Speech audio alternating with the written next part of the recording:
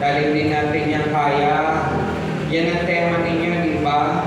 San Ildefonso, modelo ng pagkakaisa at pananampalataya. Amen?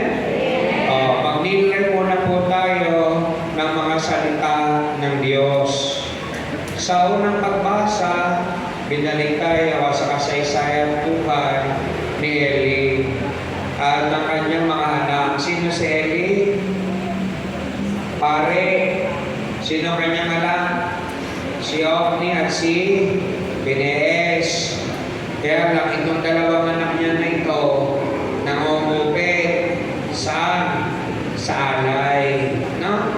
Dahilan upang hindi malugod ang Panginoon Diyos. Kaya sino tinawag ng Panginoon? Sino? Parang di sigurado. Amen. Samuel. Diba? Samuel. Kaya sabi ng paring Eli, sapagkat si Samuel ay bunga na panalangin ni yung nanay niya. Ana. No? Kailangan alam natin yung mga basic. Baka makita mo sa langit na hindi mo kilala. Si Ana, nanay ni Samuel.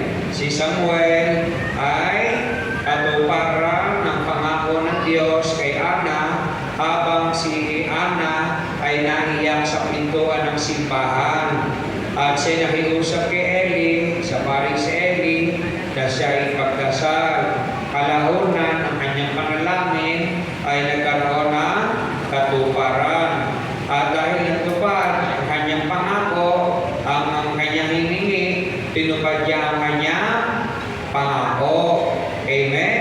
Kaya ang tawag dito, meron siyang palabra de word of isang sa